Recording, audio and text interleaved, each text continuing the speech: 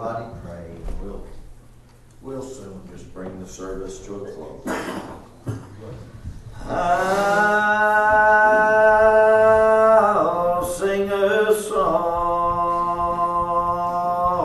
that doth belong to all the people around me. I'll spread the fame of Jesus' name and tell how Jesus found me. 'Twas in distress and wickedness He spoke these words unto me. Oh, sinner, come, in me there's room. Oh, how these words went through me. I did not know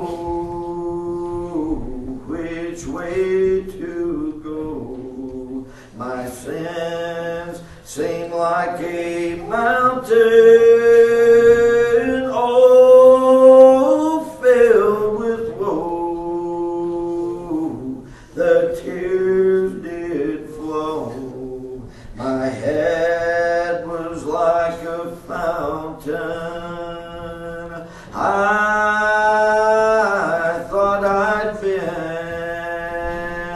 so long in sin I could not be forgiven.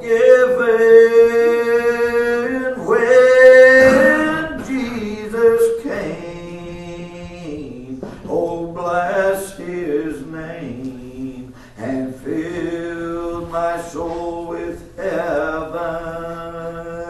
I raised my voice and did rejoice. Oh, glory, glory, glory, when I did learn Jesus was mine. Oh, what a pleasant story. I love the Lord. I love His word. I love all those around me. Now, brethren dear, don't it ache here that Jesus Christ has found me? I hope that everyone will continue to pray for just a few minutes, and we'll, like I said, we'll shortly bring this service to a close. I've enjoyed the things that we've already been listening to, and it's caused me to begin to meditate and to think about what could I possibly say to add to this that would help men and women and not hinder anything. But I wish that I could get it through to everybody that's here, the importance of serving God. The greatest decision that you'll ever make in this world is to serve the Lord. Education is important. Finding the right spouse is important. How to raise your children is very important. And all of those should be hinged upon the Lord. They really should. And I realize that as we go through life, we're influencing people. No matter where we go, we're either influencing them in a good way or we're influencing them in a bad way. The reason that I say that is a young man that came in this morning. The first time that I ever saw him, he was in probably kindergarten.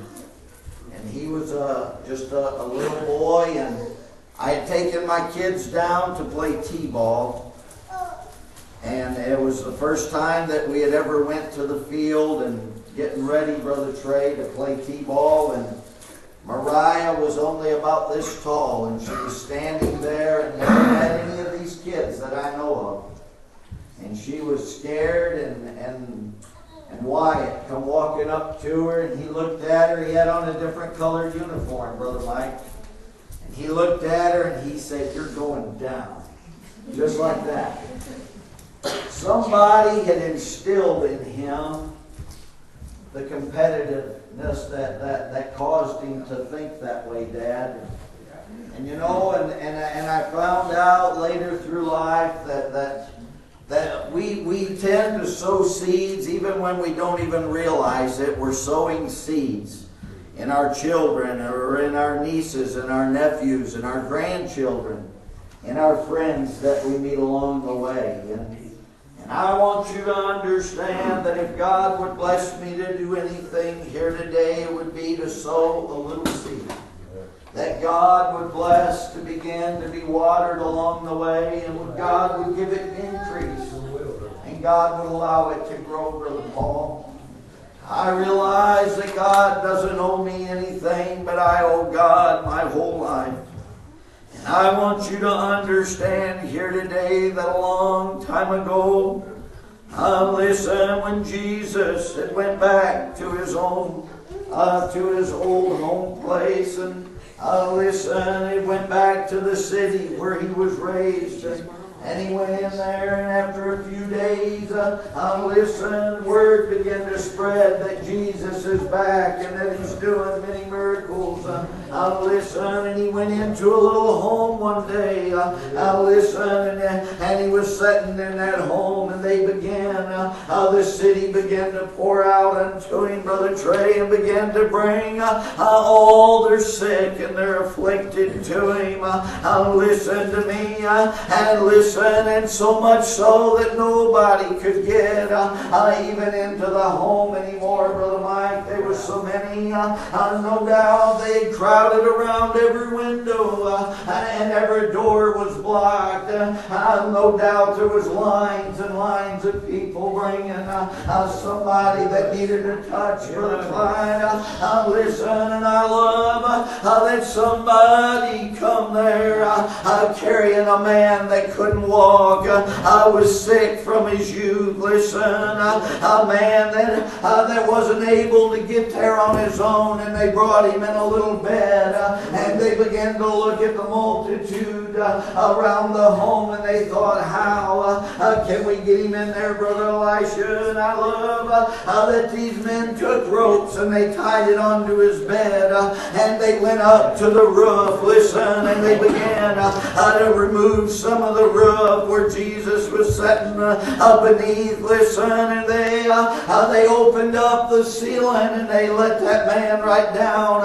in front of Jesus, and Jesus looked at him, and he touched him, Brother Clyde, and he said, "Thy sins, which are many, I forgive." That's not what he came to hear. That's not what those men came to hear, listen, and the people that was sitting around in the house, the scribes and the Pharisees, the religious leaders of the time, they began to speak to one another, and they said, only God can forgive sin. Who does this man think he is, Brother Trey, that he would say, thy sins are forgiven?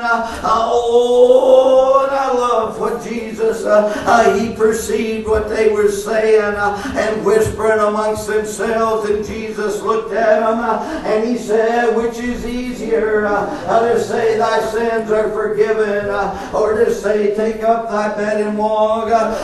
Oh, brother, I realize that I'm awful hoarse today, but I hope that God would bless me just for a minute of time. Listen to me, I've got news for you today. Oh, for Jesus Jesus to say, take up thy bed and walk. Just took a few words, brother, but to say, thy sins, which are many, I'll forgive. It took Jesus to go all the way to Calvary and to die on an old cross, brother. And I got news for you today. Jesus done that, which I wasn't able to do. Oh, my Lord, brother, and He's able in 1 second of time to do more for you than mom and dad, Brother Paul could do in a lifetime. You understand that? Oh, but I want you to understand today, we've got a job to do right here, and that is to hold up, listen, the banner of Jesus even higher as we go through life. We may not be much here, Brother Mike. Oh, but I feel like I am the child of the King, and I'm going somewhere, Sister Linda, and I want everybody to come and go. Listen to me, this ain't about perfection, Brother Trey, this ain't about doing everything right. This ain't about singing all the right songs, and it ain't about having the right format when we gather in, Brother Earl. But I want you to understand, this is about humbling our hearts down before an all-wise and merciful God, and crying unto Him that we're nothing here. Listen, and we're not able to do anything. I want you to understand me. Here's the way that I feel. Here's the conclusion of everything that I've been through. Listen to me. I'll tell you what, I got myself in a whole lot of trouble one day, Brother Trey. Lord, I found myself in trouble. Listen to me, and you know what? I was taken into a courtroom. Listen, and you talking about going, kicking and screaming, Brother Clyde. I found myself right in a courtroom one day. Somebody might say, well, were you down here in Pikeville, or was it when you were in Michigan? I want you to understand, neither place was it. I found myself right in the courts of heaven.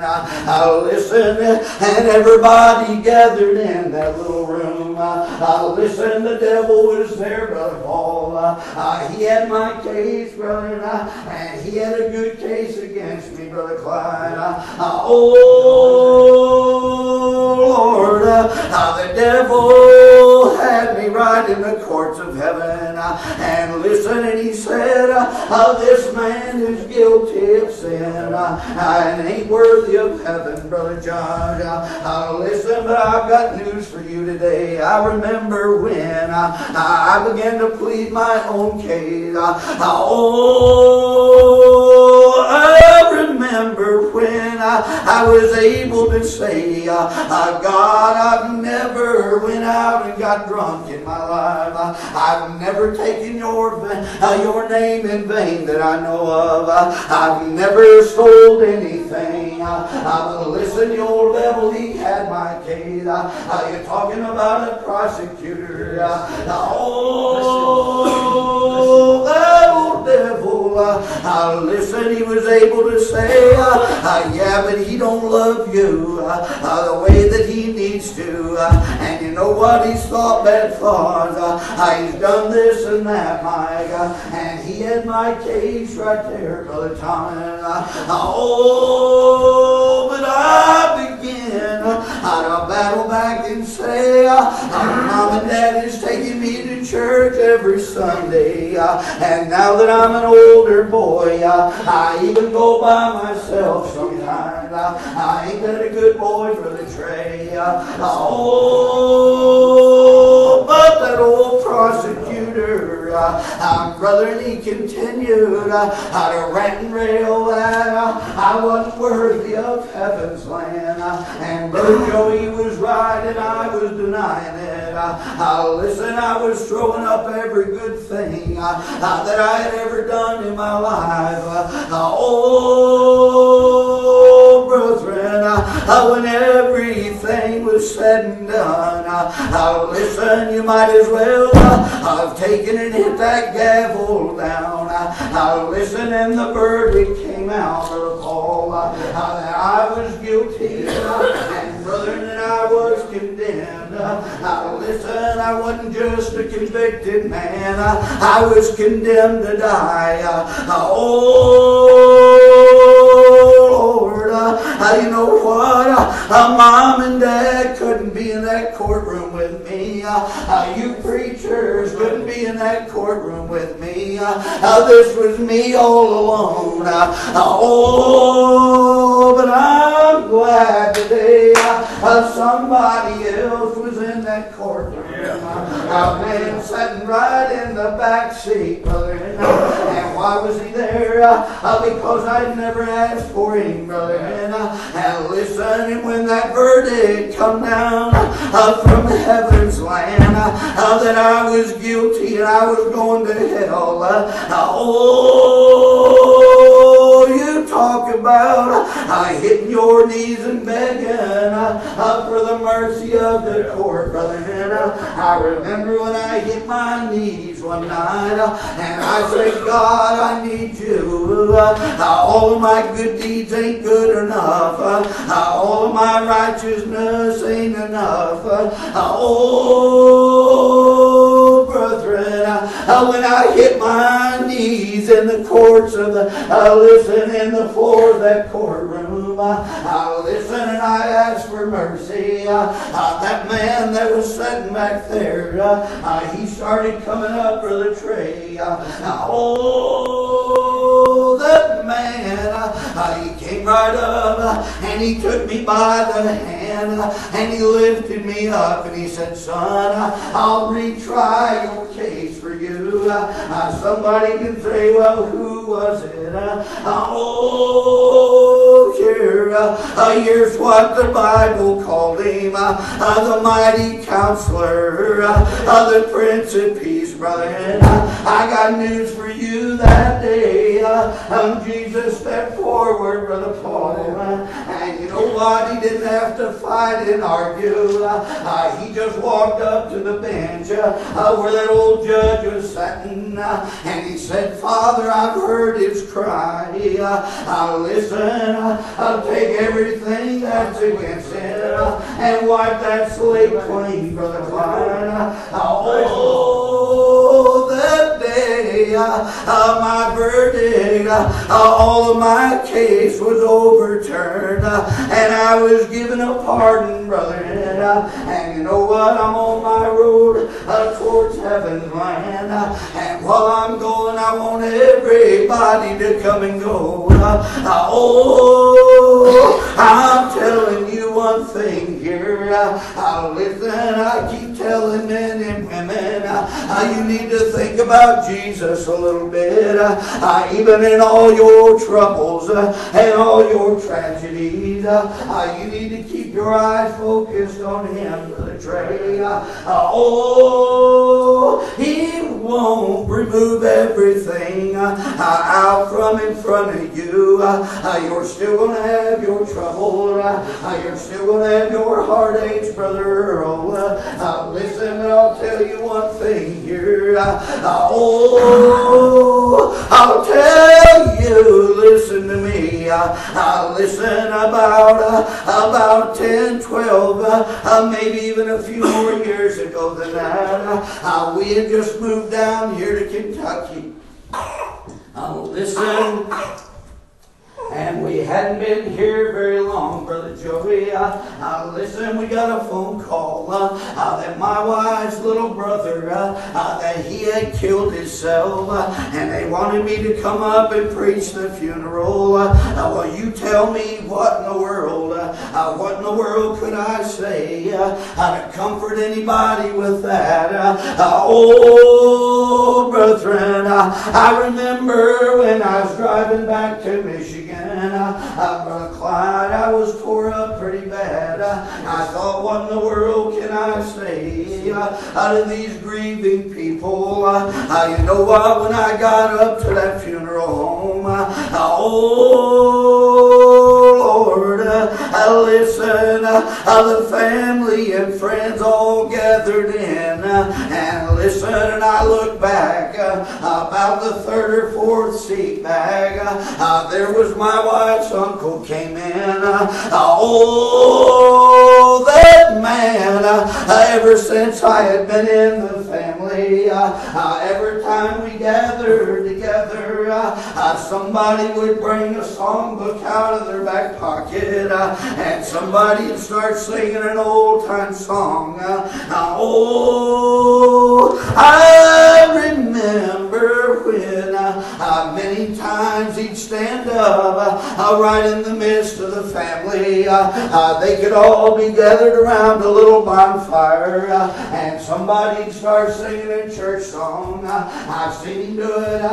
He'd stand up and he'd hold his hands out, and he'd say, I didn't come here for church, and he'd get up and he would leave. Oh, but that day when we all gathered in that funeral home, and I seen Rudy sitting back a few seats back, I really thought in my mind, Brother Clyde, okay, big boy, I want to see you do it this time. Oh, but God, bless these preachers to preach, Lord. Let them touch somebody that's here, Lord. And you know what? Listen, I felt like God bless the service. And when it was over, Rudy walked out to his car, and he got in his car, and his wife slid right next to him as she was waiting on him to start it up. But listen, he just sat there, and she looked over at him and she said, Rudy, what's wrong with you? And tears was pouring down his face. And yeah, Lord, he said, I don't know about your situation, but I'll tell you, I need to start going to church. And brother, listen, a few months later, we walked him out into the water and we baptized him. Yeah, Lord, ain't you glad that we've got a God in heaven that in the worst tragedy, God Almighty can bring good things out of that. Yeah, Lord, I told this up in Michigan last Sunday. Listen, what a tragedy it was. Listen, when those shootings occurred and all those little children died, brother. And I even had a preacher to say to me, that I surely wouldn't want to be there, Brother Thomas. I wouldn't want to preach to them people. Oh, Lord, I wasn't trying to be uppity, and I wasn't trying to be self-righteous, but I looked at him and said, I would love to preach that funeral. You see, because I believe this with everything that's in me. Oh, Lord, before an ambulance could have been called, before the police department could have been called, I got news for you. God was already on the scene. He already dispatched a league of angels. Yeah, Lord, every little child that leaves this world is heaven bound, brethren. Whether you want to believe that or not, if they ain't come to the age of accountability and death comes their way, Brother Jonathan, they're going right into heaven. Oh, Lord, I had to preach a funeral on Christmas Day. Listen, a little 4-month-old, a little boy died in his crib. I went over to that family there on Christmas Day. It was an awful hard thing. I look around at my little grandson that's always trying to get to me, Brother Trey. And I looked at that little boy laying there, and he looked so perfect. Yeah, Lord, and all I know how to tell that grieving mother and father is, listen, if you gotta lay one away, listen, there's no better than to lay him in Jesus' arms. And that little feller, that's where he's at, Dad. Yeah, Lord, I'm on my way towards heaven's land, and I want everybody come and go with me, Brother Jody. We may not be much here. Yeah, Lord, you wait until that morning of all mornings comes. You wait until that trumpet blows, and you see the church begin to rise up. She's going to have wings, Brother Thomas. Yeah, Lord, I'm going home, and I don't want any of my loved ones to miss that flight out of here. I don't want any of you to miss that flight out of here. Heaven's real, but so is hell today. Yeah, Lord, I want Jesus right here in this world. And you know what? If I've got him here, I'll have him in that morning, brother. I'm leaving this world, Brother Brian. And when you hear me leaving, don't grieve too much for me, but be good to my family and tell them where I'm going to. Yeah, Lord, we've got one shot at it. God gives us one life, and that's our shot at it. What you do here, we'll tell the story of where you're going to. I was 19 years old when I began to seek out the ways of God. I was 19 years old when I found my Lord. And you know what? I remember vowing a vow. God, if joining church ain't as good as Mom and Dad said it was, if it ain't as good as these preachers preach, if it ain't as good as the songs say, God, I'm not going to sing in it. Yeah, Lord, but I've got good news. It's better than anything I ever dreamed about, Brother Josh. And there's one good thing about it. It's going to get better farther on. Yeah, Lord, one of these days I'm going to bid this world farewell. And I'm going to say, I'm going to close my eyes. I don't know where my children will be. I don't know where my loved ones will be. I don't know where any of you will be. It's just like Brother Roy Hudson, the man that baptized me, the man that I always called my grandfather. I never knew any of my grandpas. They both died before I can remember them. Yeah, but that man, he was like a papa to me. And you oh boy, when that man, he preached for 40-some years, and brother, and he laid in a little hospital down here, and listen, and when he was ready to leave, Brother Clyde, listen, he laying on his bed, listen, he went into a little coma. His wife and his children gathered all around his bedside. They would talk to him, but they wouldn't get a response from the Clyde. Yeah, Lord, his breathing started getting heavier and heavier.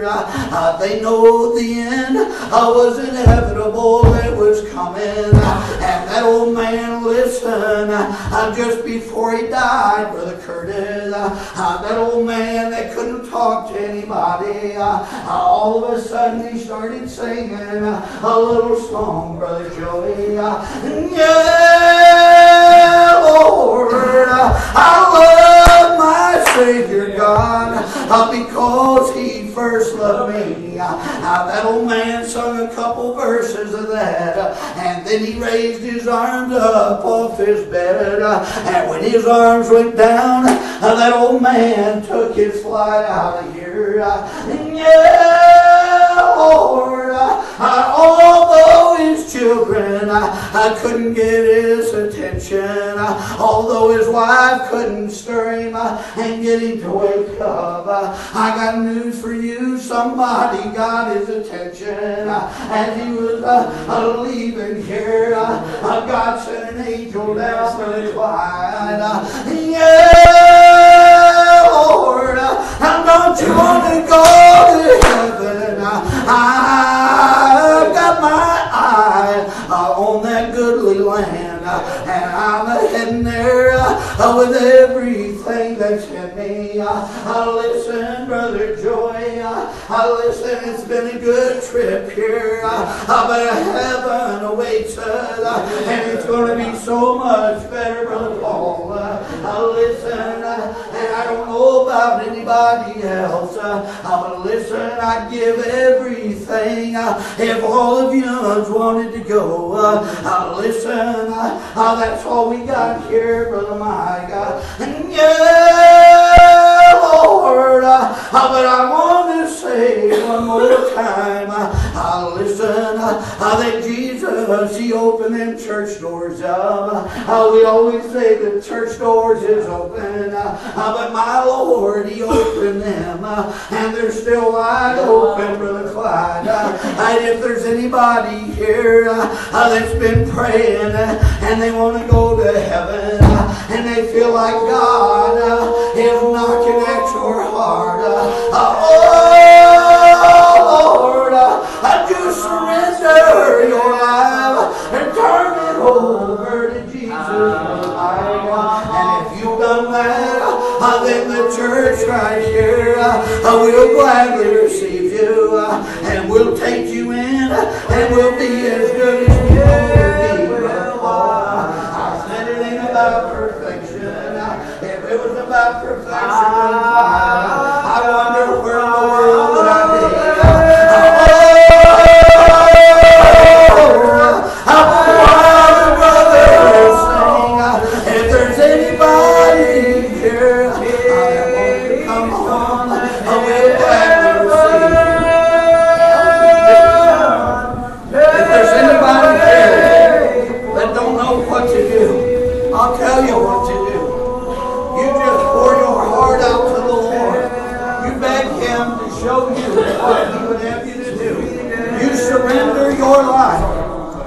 Turn it over to Him. That's what it's all about. It ain't about dressing exactly the right way. It ain't about acting exactly the right way. It ain't about singing or preaching exactly the right way. But it's about humbling your heart to the Lord, turning it over. The greatest gift, the greatest seed that you can plant for a man or a woman is for you to turn your life over to the Lord.